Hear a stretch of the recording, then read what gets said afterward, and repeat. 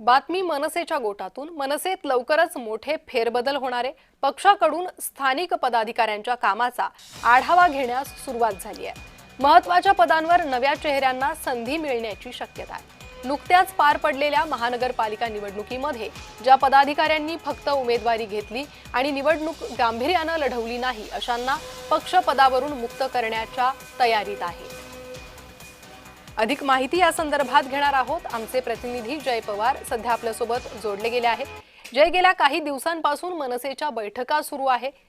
राज ठाकरे आढावा घेत आहे आणि आता महत्त्वाची बातमी समोर येते की मनसेत काही महत्त्वाचे फेरबदल होऊ शकतात। निश्चितच आपण पाहायला गेलं तर आता पुढे जे आहे ते 3 वर्ष हे निवडणुकीची काळ जो तो नसणार आहे आणि यामुळेच कुठेतरी आता महाराष्ट्र नवनिर्माण सेनेच्या माध्यमातून पक्ष संघटना वाढवण्यासाठी जे एक महत्त्वपूर्ण निर्णय जे आहे ते अनेक बैठकांमध्ये घेण्यात आले होते आणि याच संदर्भात आपण पाहतो की आता महाराष्ट्र नवनिर्माण सेनेच्या या पक्षामध्ये लवकरच जे आहे ते काही मोठे फेरबदल जे आहे होण्याची शक्यता जे त्याची वर्तवली जात आहे।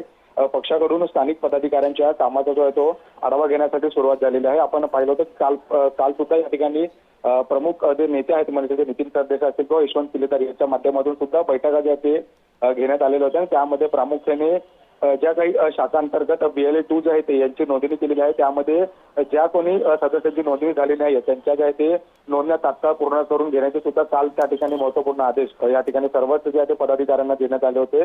त्याचसोबत सर्व महिला व पुरुष शाखा अध्यक्षांना सुद्धा आपापल्या शाखेतील जे सर्व पदाधिकारी आहेत यांना सुद्धा BLA-2 स्वतःला जबाबदारी घेऊन जे आहे ते या ठिकाणी पदाधिकाऱ्यांच्या माध्यमातून जनसमुदाय वाढवण्यासाठी जे त्या ठिकाणी प्रयत्न करण्यासाठी सांगितलं। त्याचबरोबर नुकत्याच पार पडलेल्या महानगरपालिकेच्या निवडणुकीमध्ये सुद्धा ज्या पदाधिकाऱ्यांना फक्त उमेदवारी घेतलेली त्यांनी सुद्धा आता याच पुढे ते निवडणुका नसल्यामुळे गांभीर्याने लोकांपर्यंत जे पोहोचण्याचे सुद्धा आव्हान त्या ठिकाणी राज ठाकरे यांनी केले आहे। त्यामुळे येत्या काळात खरं तर अनेक ज्या फेरबदल त्या ठिकाणी महाराष्ट्र नवनिर्माण सेनेमध्ये होण्याची शक्यता त्या ठिकाणी वर्तवली जात आहे। अनेक शहरातील महत्त्वाचे जे पदांवर असलेले नवे चेहरे आहेत त्यांना सुद्धा आता त्या ठिकाणी संधी जी आहे पुढे पक्षाकडून दिली जाणार आहे। जी जय, धन्यवाद या सविस्तर माहितीसाठी।